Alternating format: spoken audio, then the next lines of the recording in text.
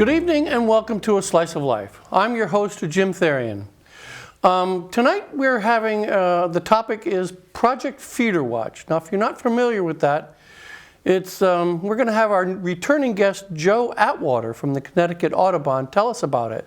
But first I'd like to thank Project Feederwatch for permission to use the computer website that they've allowed us to use, and also to Anne-Marie Johnson, one of the assistants at Project Feederwatch. She's been very helpful. Joe, welcome back to A Slice of Life. Please tell us about Project Feederwatch. Sure. Thanks for having me back, Jim. So Project Feederwatch is a winter bird survey of birds of North America. It runs November 1st through the end of April. Usually, I think this year it's April 29th. So it does run a bit into spring. But it's a citizen science project. So that means that folks like you and I input all the data, which is much better than any single ornithologist or even team of ornithologists could hope to cover. So it's North American wide, and it's detailing abundance and distribution of backyard birds here in North America. So at your feeders, at your community centers, and your local parks. Really trying to get more about the backyard species during winter here in North America. Excellent. So, citizen scientist, what's that? Yeah, so it's a pretty incredible set of projects, and there's pretty much a citizen science project for everything you can think of, from birds to butterflies to even stargazing. And really, what it does is it kind of gets citizens, people wherever it is, whether it's global or North America or even just Connecticut, to take data on their own. So where an ornithologist may only be able to cover a certain amount of ground, or even a team of ornithologists, if you're now taking data from backyards and natural places, and now birders like us are taking that data, it allows for a much larger set and a much wider set of data. Okay, so I have been a Project Feederwatcher for about 10 years now, and when you go online and you sign up for Project Feederwatch, they will send you a kit like this. And in it, there's some very, very specific instructions. It's about this long. And I would say the instructions are rather intricate, but not undoable for like the average guy. Yeah, and what's great about the Feederwatch website, all the instructions are on their website as well, well, you're right, it is pretty detailed and very specific. They make it really easy to follow so that anyone can follow the directions. And that's really key for taking good scientific data. Right. So in addition to the instructions, you will get these two posters. The one on the bottom is the calendar going from November 1st to the end of April. And then the other one on top is like a kind of like a list of birds and their pictures, so you can readily identify. And later on, we might go to the list of 25 most popular birds in the computer, and most of those birds are on this list. So if you're new to birding, you can easily get started, and the information will be very helpful for you. And this is eastern North America. The backside has the western too. So if you're in the western part of the country, the same poster, just flip it over backwards. Right. So, and there's some very common birds. Of course, the blue jay there, the cardinal, some mourning doves. Let's get into the computer aspect of it. Sure. We reviewed the Feederwatch kit. Let's go to the map of participants on the Project Feederwatch website. Sure. So this is what will take you to the homepage here, the Feederwatch homepage. Right. That's what it looks like. But if you go to the Learn here, the Explore. You'll see a participant map here, and I highly recommend spending some time with the data here. So this is this year, 22, 23.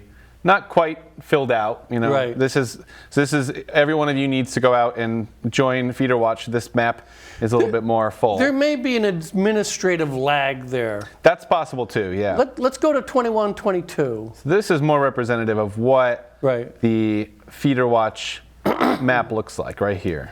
Now, if you'll notice, in the northwest corner, which is Oregon, Washington, Idaho, and the southern provinces of Canada, it's not very well represented, except on the coast.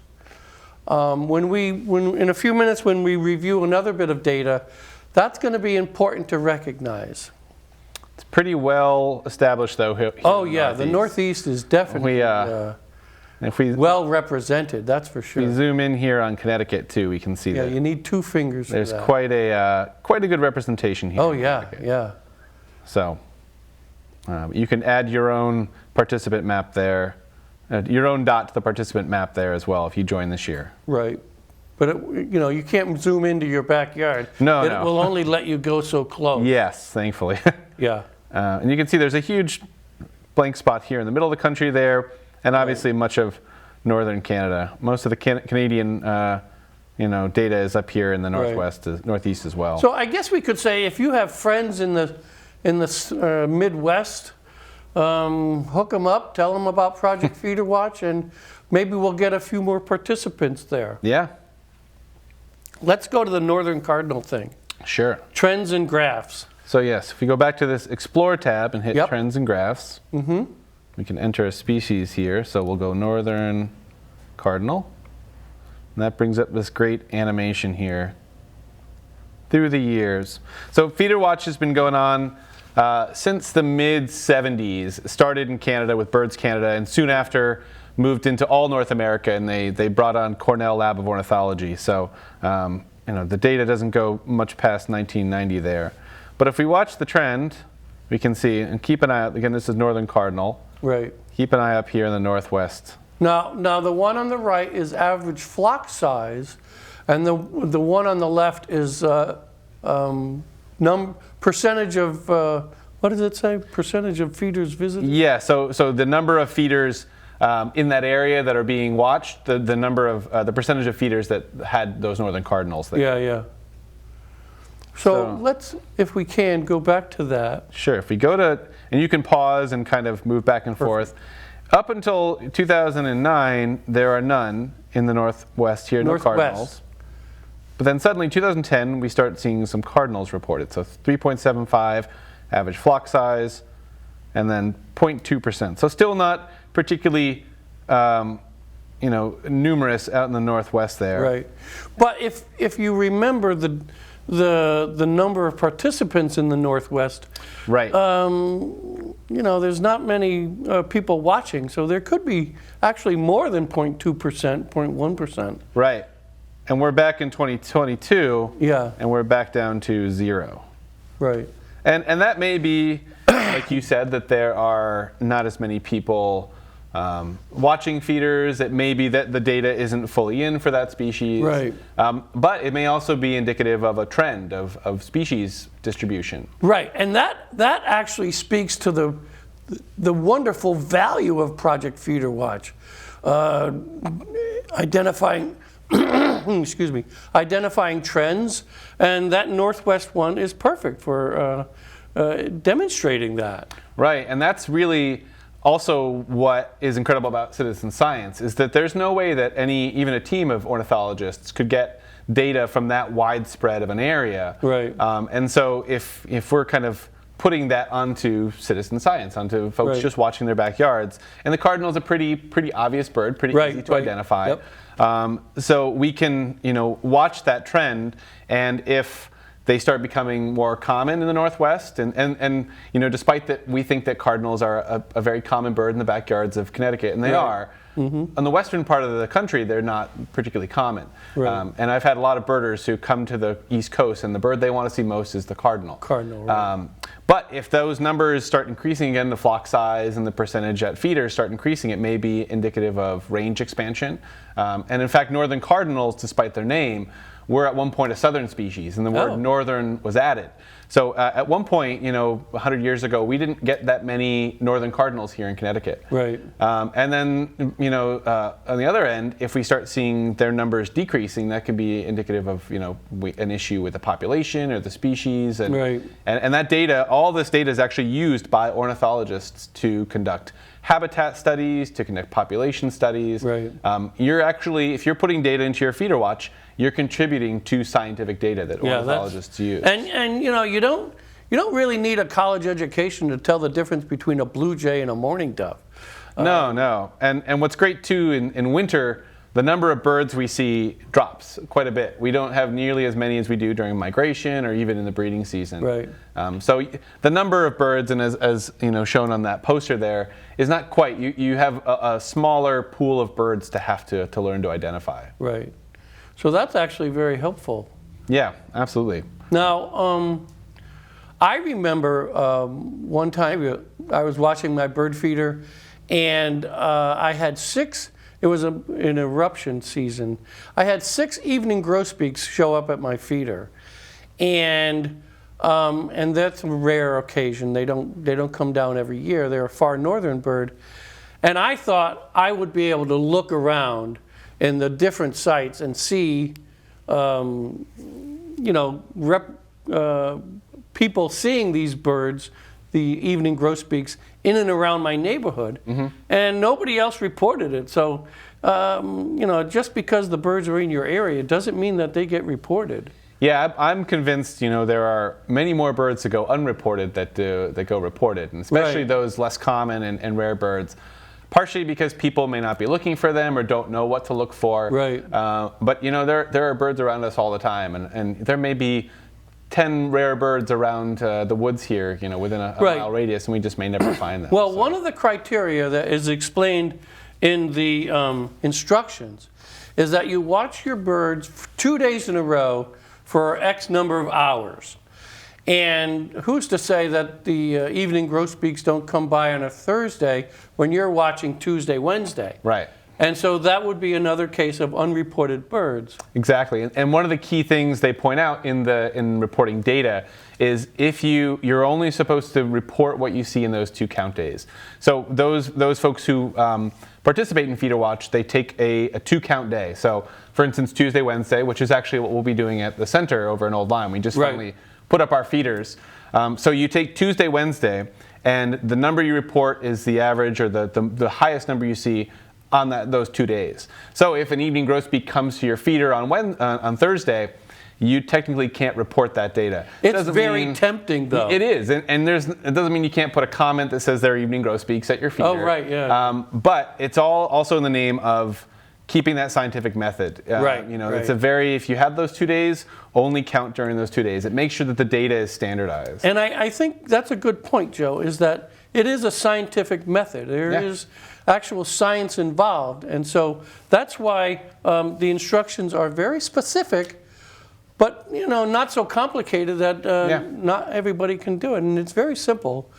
One of the interesting things I thought, to go back to the northern cardinal, when they gave the example that if you're counting and you see a male in one end or one area and a female in the other, but not at the same time, you're still only supposed to count that as one cardinal. Yeah, and that's another tempting... Yeah, but it's, again, to standardize. So those birds that we can tell the males and females, we don't want it to report that there's twice as many individuals than those birds like chickadees, where you can't tell the difference. Right, or blue jays. Right. Because they all look the same. So while it may seem daunting, the website and the instructions do a really good job at making it very clear how to do everything, how to count. Right. It's very easy. You don't have to be an expert or an ornithologist to participate by any means. And it's actually fun when the new bird shows up. Yeah. I haven't, like at my feeder, I haven't seen a yellow-bellied sapsucker for probably about 5 years, and I got all excited when it showed up because it's very uncommon. And I was glad to report that, but I haven't really seen one since. So yeah, they're great. They're great birds. Very pretty bird. Yeah. So can you think of any other birds that might be indicating a population trend expansion other than the northern cardinal? Yeah. So I don't know if they've got this data on here. I haven't looked at all of the data, for all the species, but one of the ones that always comes to mind. Let's see if they have.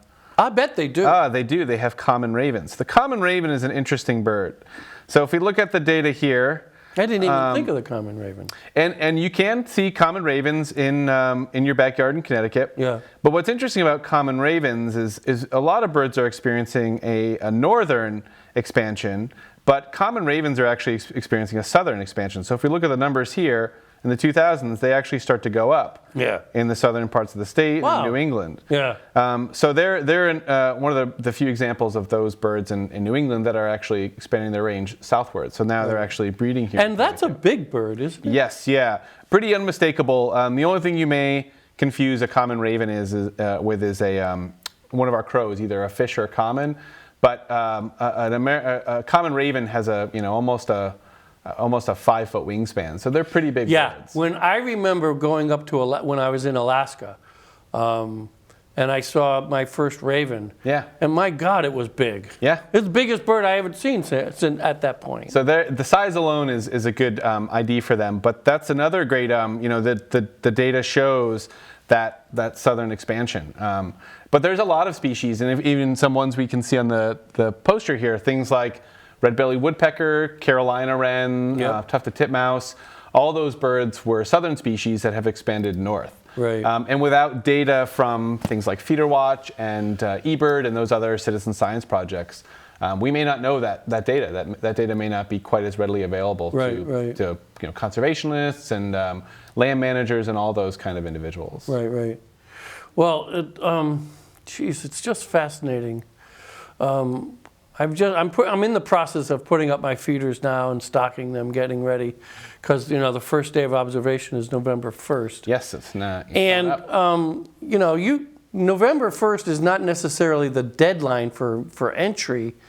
You can just sign on anytime, right? Right. Yeah. So November 1st is when you want to start taking your data. But you can enter anytime in there, and again, November through April, and they're pretty.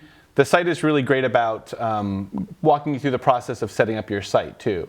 Oh, that's right, yeah. So when you set up a site, it has to be an area where there's, you don't even need a feeder, but if you've got a backyard with natural plantings or a bird bath or something, feeders are great, but they're not a requirement. But you want to choose a spot that you can see pretty easily from ideally one vantage point. They don't want you to go all around and catch extra birds. So your kitchen window or a bay window or something where you put your feeders. And they can be as small as a single feeder or as large as 2 tennis courts. So it doesn't have to be a specific size, but it has to be ideally something in your own backyard. An area you can see pretty easily, but they'll walk you through, how far are your feeders from things, how far are conifer trees, broadleaf trees. Right. They take you through each step and of neighbor feeders, they want to know about that. Yep, so they do a great job. I just set up our Feederwatch site for our center in Old Lyme, and they do a very good job taking you through each and every part of the checklist. Right. So that's another one that if you're feeling a little apprehensive about, I don't know what to choose, I don't know about my site, I don't know the information, they help you go through They have the information. Exactly, yeah. ProjectFeederwatch.org. Right. Very, very helpful. Let's get into our tricky ID section. Sure. We're going to first start with hairy woodpeckers and downy woodpeckers. I got to admit, I have the darndest time telling the difference. Yeah. It's just... And they look exactly the same. They have almost identical plumage. It's just the size difference, but good Lord, it's hard to tell. So the key thing I look for when looking if I'm looking at a downy or a hairy woodpecker, and they do have slightly different voices, and you can kind of learn the sounds of them, but the key is going to be that bill. So on a hairy woodpecker has a much larger bill. One of the ways to look at it is if you kind of take the bill in proportion to the head size. Yeah. A downy woodpecker has a bill that's about 1/3 the length of the head. Oh. While a hairy woodpecker has a bill that's about the same length as the head. So bill length is going to be your best ID. It's sometimes hard to see, but you can sort of see on the downy there's some spots on the outer tail, and there's none on the hairy woodpecker there. Oh. And another easy way is habitat, is where they go. Usually the hairy woodpeckers like to stick to the larger trunks and branches, while downy woodpeckers will go for smaller branches and even reeds. So if you're out on your local salt marsh and you see a woodpecker on Phragmites, it's almost always going to be a downy woodpecker, not a hairy woodpecker. They tend to go on smaller reeds. Now, the hairy woodpeckers that go on bigger trees, is that because the beak is longer? Could be part of it. They're also a little bit more aggressive and can outcompete the downies as well. So for that better real estate for those larger trunks as well. So, but yes, they are one of the more daunting IDs. And I heard another part of Feederwatch is this great, I forgot which tab it's under. I think it's under Explore or Community. There's a bunch of tips and tricks that other feeder watchers have put into so that, for identifying birds, for maintaining seed and things like that. But one of the ones that I read this morning was to identify the difference between a hairy and a downy. And downies are, I think it's, if we're on the, here it is, the tips from Feederwatch. So this is all these tips here about how to keep your hummingbird feeders from freezing, from keeping unwanted guests and all those things. But I think, where is it? It's down, maybe it was a different site I saw it on. But there was one tip I saw. There's oh, lots here it of is. information out there it is, feeder inches. So this person put lines on their feeder. And so they actually so the hairy woodpecker is a larger bird. Right. So when the bird landed, they could actually have a physical measurement to identify between the two species. So there's a ton of great information on the Feederwatch website too. Once you register, and you don't even have to register to access a lot of the information. Yeah, that's a good point. But so if you're kind of tentative, if you're not sure you want to dive in, and there is a fee associated. I think it's 15 for members and 18 for non-members. Right. So if you're a little hesitant, you can go on the website, kind of do some exploring, figure out. Comfortable. Yeah, and just see, realize, is this right? Is this, do I feel comfortable doing this without, diving in and spending the money? And all that money goes towards providing these materials and things like that. So now I also have trouble with the house finch and purple finch. yes. That is just darning sometimes. And purple finches are a bit of those eruptive species you mentioned, where their numbers fluctuate year to year. Yeah. And a finch forecast is a great tool for that. Oh. That is kind of a forecast for our eruptive species like evening grosbeaks and purple finches and crossbills. And that one just came out, the finch forecast came out a couple weeks ago. Oh. And that's a great one to check too. I don't think we're in a great eruption year, unfortunately. Yeah. But one of the couple key things for the finches, the purple finch has a little more stout bill. But really what you want to look for is facial pattern and the extent of streaking. So the facial pattern is much more distinct on the purple finch. Yeah. And there's also kind of grayish streaking along the flanks, along the side there on the house finch that isn't really there on the purple finch. The other thing too is the females look very different from the female house finch. These look much more similar to something like a rose-breasted grosbeak. Very distinct facial pattern there with kind of light streaking on the breast there. And rose-breasted grosbeaks are really only here in the summertime. So in winter, very uncommon to see a rose-breasted grosbeak. Okay. We're much more likely to see Do they go up finches. north? The rose-breasted grosbeaks go south. They're actually more closely related to cardinals and indigo buntings than they are to the evening grosbeaks. So extended streaking, the buffy gray streaks along the flanks. The purple finch has a lot more red on it, much more extensive red on the back and the head than the house finch there. Well, that's one of the issues that I have, is that there's not a lot of posing going on in the bird community. Yeah, they don't always give you the best. They don't give you the best, their best side. That being said, one of the best places to watch birds is at a feeder, because they'll often kind of sit there closer range, and if you're behind a window. Right. And it's a great way to kind of get to know the birds in your backyard and the birds in winter. And again, this covers most of the common species you'll see this time of year. We don't have a huge variety of species. Now, one thing I'd like to talk about is the American robin. Occasionally, I will see a robin in the wintertime. Yes. Yeah. And by the wintertime, the ground is frozen. They're not getting any worms. Do some kind of hang around? Yeah, so we do have year-round populations of robins that hang around in winter. There's definitely more in migration, and you'll see a lot of them this time of year moving through. Right. And in fact, a lot of those birds that breed up north may be headed south to overwinter, but they'll feed on berries and seeds and things in the wintertime. They can find food. I remember when I was in Florida, the flocks would mass on the hillside, with just hundreds of them. Yeah. And by the time we get up here, there's only one, or they Yeah. kind of separate. Definitely fewer this time of year than there are during All right, migration. so that's it for tonight. Joe, once again, thank you for being a returning guest. Yeah. You were invaluable in helping us understand about Project Feederwatch. And like Joe said, if you want to get involved or just kind of look around, test the waters, go to projectfeederwatch.org. It's just a plethora of information, and the charts and graphs are just fascinating.